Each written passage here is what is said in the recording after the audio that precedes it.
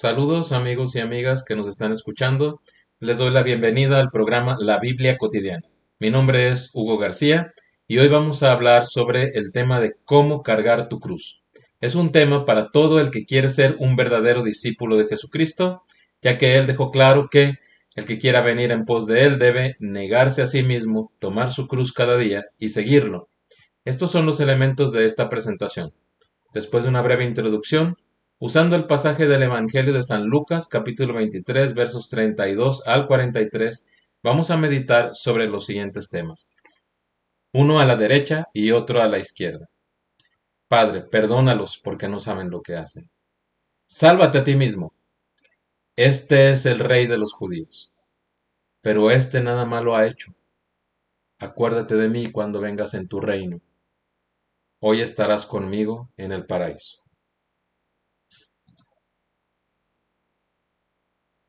El Señor dijo que si queríamos ir en pos de Él teníamos que tomar nuestra cruz y seguirlo. San Pablo afirma que los que somos de Cristo hemos crucificado la carne. Por otra parte, en muchas iglesias se enseña que Cristo ya fue a la cruz y para nosotros basta con creer el plan de salvación para ser salvos. Y si alguien viene a decir que las cosas no son así, es acusado de buscar la salvación por medio de las obras. Sin embargo, nadie es salvo solo por creer el plan de salvación, sino que su vida tiene que dar el fruto del Espíritu, porque en el Nuevo Testamento está claro que solamente aquellos en los que mora el Espíritu de Dios son hijos de Dios. Esto se ve en Romanos capítulo 8. De otra forma, la idea de gracia se puede adaptar perfectamente a la vida de pecado, de rebelión contra Dios. Se traduce en que Cristo hizo algo por mí y lo único que se me exige es que yo crea en eso que hizo por mí, que su justicia me ha sido imputada. Pero esto no es el resultado de creer intelectualmente solamente la salvación, no resulta de solamente entender el plan de salvación, ya que, como dice el apóstol Santiago, también los demonios creen y tiemblan. El discípulo es el que tiene el Espíritu Santo y está unido a Cristo. El Señor nos dijo que tomáramos nuestra cruz cada día y lo siguiéramos, porque la cruz es el punto de unión con Él. La cruz son circunstancias en nuestra vida que nos oprimen y frente a las cuales nuestra carne es mortificada. Nadie puede elegir su cruz. Los problemas generales de la vida no necesariamente son la cruz. La cruz es algo más. Para que haya una cruz tiene que haber dado el Espíritu Santo esa configuración en la situación. Hay dos elementos que tienen que ser crucificados en el discípulo. La carne, dice Gálatas 2:20, y el mundo, dice Gálatas 6:14. Los dos elementos están crucificados virtualmente en la cruz de Cristo, pero es mi deber como discípulo actualizar la crucifixión de ambos elementos en mi propia vida. Por otra parte, un cristiano que no ha dejado el mundo, que el mundo sea crucificado para él es una persona mundana y está en peligro constante de ser declarado amigo del mundo y enemigo de Dios. Lo anterior se traduce en que en nuestra vida llegamos a un punto en que el Espíritu Santo nos entrega la cruz, nos pone en una situación en forma de la cruz, una prueba en la que tenemos que comprobar si somos verdaderos discípulos de Cristo y no solamente simpatizantes. En la vida cristiana pueden presentarse varias experiencias de este tipo, ya que el Espíritu Santo las diseña para sus propios fines. Enfrentar la cruz siempre es difícil y siempre implica que una parte de nosotros mismos muera. La parte que muere siempre tiene que ver con la carne, no con el espíritu. La cruz forma nuestro carácter. Si rehuimos la cruz, nos hacemos cómplices del mundo. En esta exposición vamos a revisar algunos aspectos de la cruz de Cristo y cómo los debemos aplicar a nuestras experiencias con nuestras propias pruebas. Para ello vamos a examinar el pasaje de Lucas 23, 32, 43 y vamos a comenzar con Lucas 23, 32, 33, en compañía de malhechores. Llevaban también con él a otros dos, que eran malhechores, para ser muertos, y cuando llegaron al lugar llamado de la calavera, le crucificaron allí, y a los malhechores, uno a la derecha y otro a la izquierda.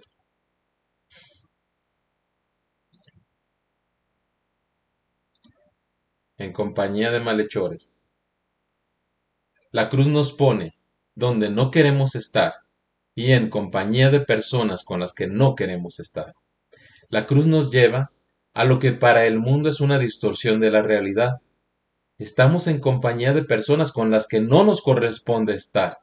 La cruz siempre es injusta en ese sentido.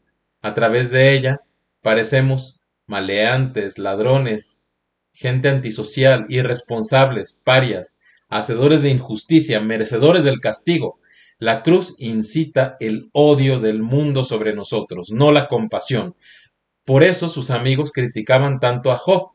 No podían entender que todo ese mal le hubiera venido inmerecidamente. En la vivencia de la cruz no hay hacia dónde volverse. Nadie lo puede ayudar a uno. En el designio de los hombres uno ha sido de una u otra forma catalogado como malhechor.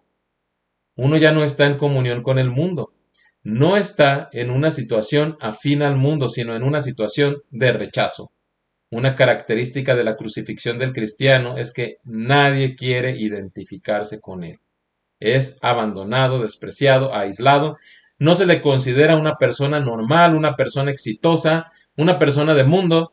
Frente al mundo es un paria y un fracasado.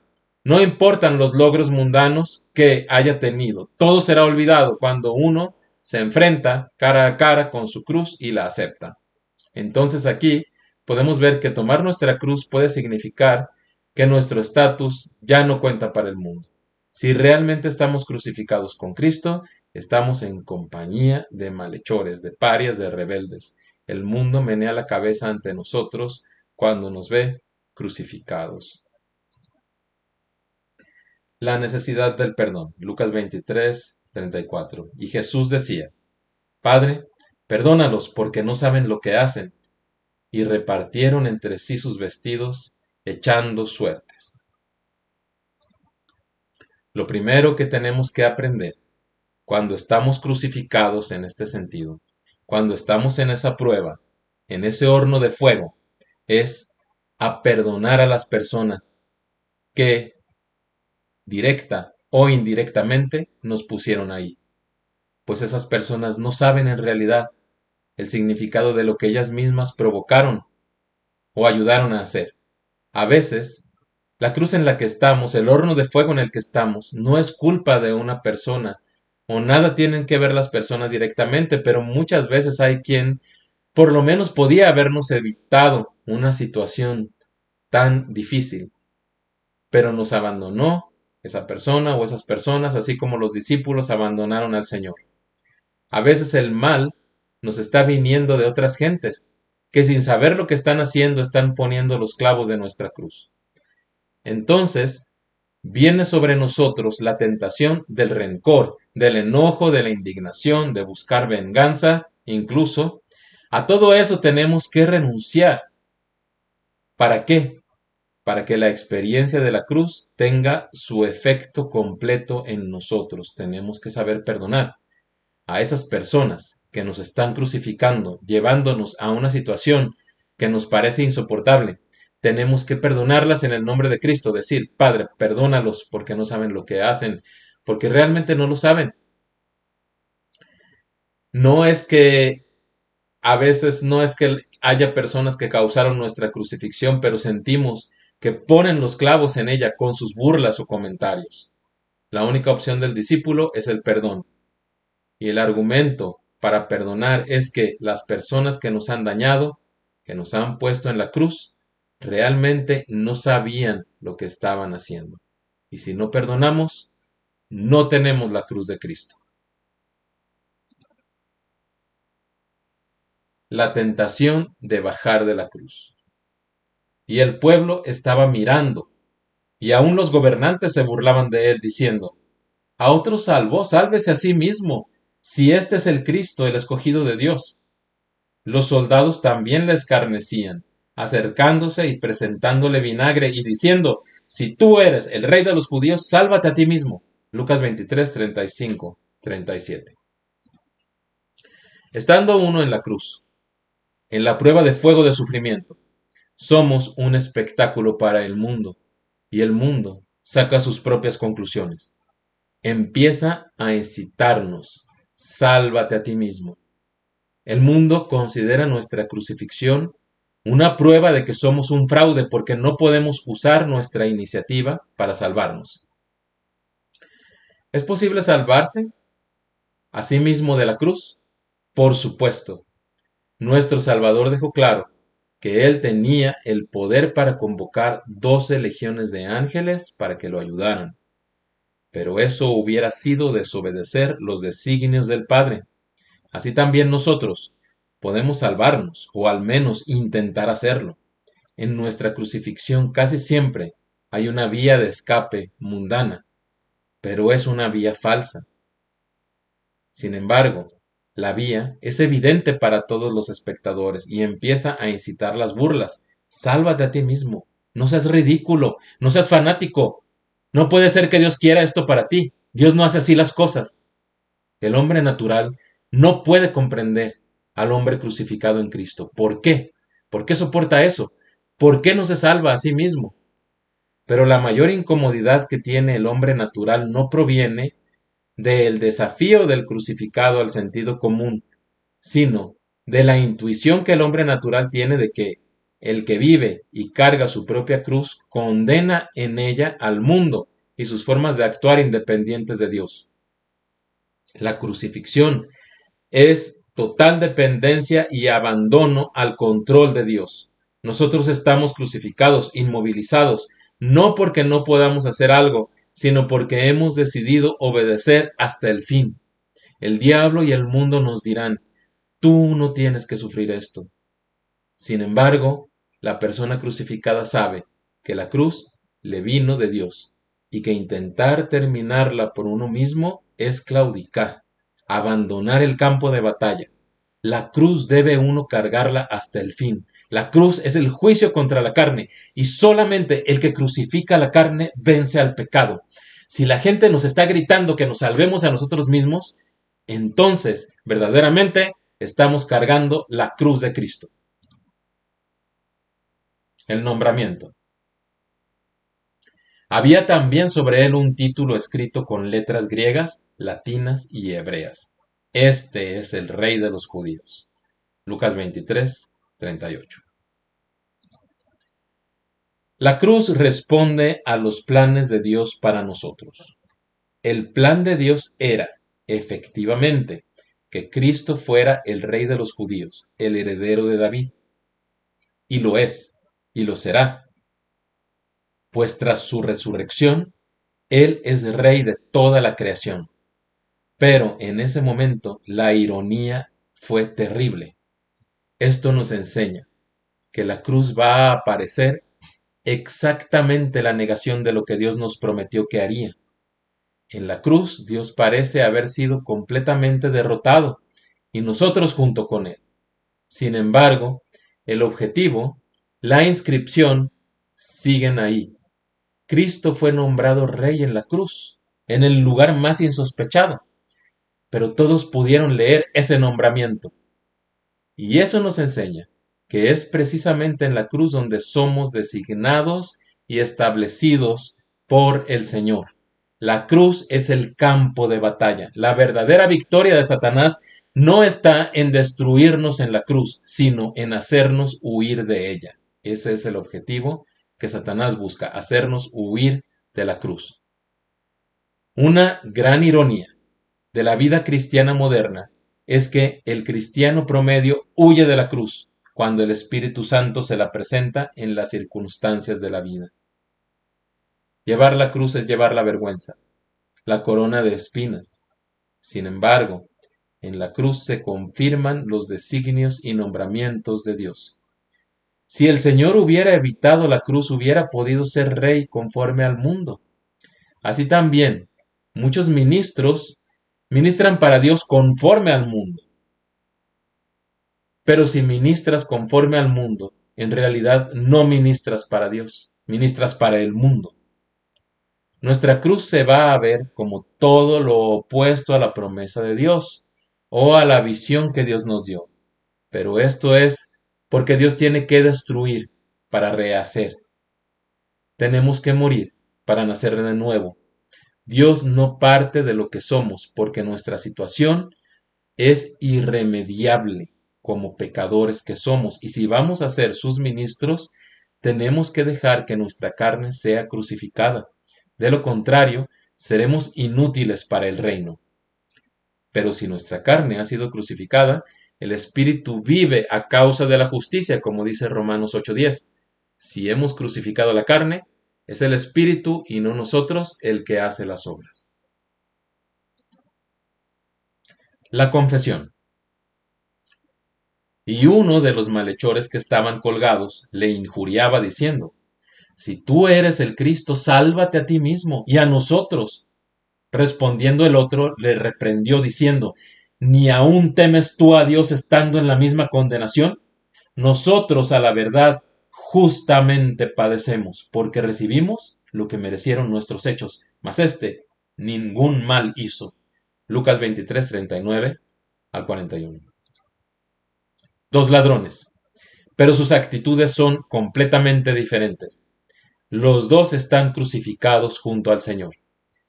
En ellos están ejemplificadas las dos actitudes frente a Cristo.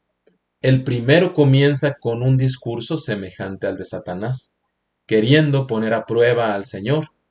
Esta es la actitud de mucha gente. Si Dios existe, ¿por qué pasan estas cosas? Si tú eres el Cristo, entonces sálvate y nos salvas a nosotros también. La actitud del que sabe más que Dios, del que solamente quiere beneficiarse de la existencia de Dios, que quiere sacar partido de la bondad de Dios, la actitud cínica del incrédulo. Pero el otro ladrón es totalmente diferente. ¿Todavía no temes a Dios, ni aun estando en condena? A lo primero que apela es al temor de Dios en su compañero. El Espíritu Santo ha convencido a este hombre de que el que está crucificado a su lado es el Cristo. Y nosotros con razón, ya que hemos obtenido lo que nuestras acciones merecían. ¿Qué es lo que vemos aquí? Arrepentimiento. El Señor dijo que el Espíritu Santo convencería al mundo de pecado, de justicia y de juicio. El ladrón está crucificado, pero reconoce que fueron sus acciones las que lo llevaron a esa condición. No le reprocha nada a Dios, pero éste nada malo ha hecho. No solamente reconoce que él merece su castigo, sino que se da cuenta de que Cristo está siendo castigado injustamente. Se da cuenta de su total inocencia. Nada malo ha hecho. Fijémonos en los pasos que este ladrón ha seguido. Comienza con temor de Dios, luego reconoce su pecado. Finalmente ve a Jesús sabiendo que Jesús es inocente. Los dos crucificados interpretan de modo totalmente diferente la situación.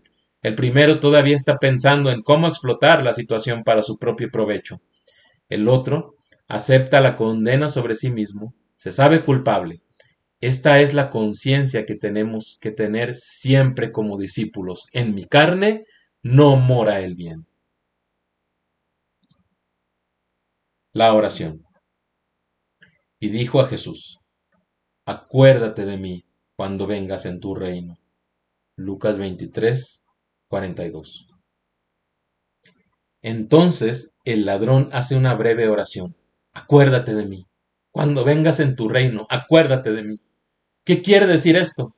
Es una oración humilde, pero anclada en la fe en Cristo. Yo sí creo que tú eres el Cristo, Señor, acuérdate de mí. Cuando vengas en tu reino, ten misericordia de mí. El ladrón hizo, a través del Espíritu Santo, un movimiento asombroso. En ese momento, él dejó de estar crucificado por sus propios pecados. La sangre de Cristo lo lavó y su crucifixión fue unida a la crucifixión de Cristo. Y este ladrón tuvo una última oportunidad de orar. ¿Y cuál fue su oración? Humildemente le suplicó al Señor que se acordara de él cuando viniera en su reino. ¿Qué nos enseña esto? En nuestra propia crucifixión tenemos que ver a Cristo, no vernos a nosotros, ya que nuestra cruz pierde su valor si no está unida a la cruz de Cristo. Tenemos que, por gracia del Espíritu Santo, unir nuestra cruz a la cruz de Cristo, porque entonces nuestra cruz no es el final, como no lo fue para el ladrón. Todo sufrimiento que tiene la forma de la cruz en el cristiano está unido a la cruz de Cristo. La cruz no es solamente una situación terrible, trágica, también es una situación esperanzadora. La cruz es el campo de batalla con el pecado, pero la victoria llegará y el reino será instaurado. En ese momento el Señor se acordará de nosotros. Cuando estamos crucificados, tenemos que tener esperanza en que en Cristo y en la cruz están el poder de la resurrección. Por eso el ladrón dijo, acuérdate de mí cuando vengas en tu reino. Miró hacia la esperanza escatológica, hacia la resurrección. Cristo lo impulsó a ver la resurrección y no la muerte, porque si creo que Cristo es el Mesías, creo en la resurrección de los muertos y tengo esperanza. La promesa. Entonces Jesús le dijo, de cierto te digo que hoy estarás conmigo en el paraíso. Lucas 23:43. La respuesta del Señor es aún más sorprendente. Hoy estarás conmigo en el paraíso. La cruz no solamente es el campo de batalla para separarnos del pecado, también es el punto de nuestra reunión con Cristo. Es nuestra cita con Él, y nuestra unión con Él es eterna. El que encontró a Cristo en su propia cruz, el que no retrocedió, sino que perseveró hasta el fin, estará unido a Cristo para siempre. El ladrón obtuvo más de lo que pidió. Hoy estarás conmigo en el paraíso. No vas a tener que esperar a que venga en mi reino. Vas a estar conmigo para siempre. De hoy en adelante, ya no estás crucificado por tus pecados, estás crucificado conmigo verdaderamente. Nuestra propia crucifixión nos debe llenar de esperanza, ya que muestra que pertenecemos a Cristo. Amén.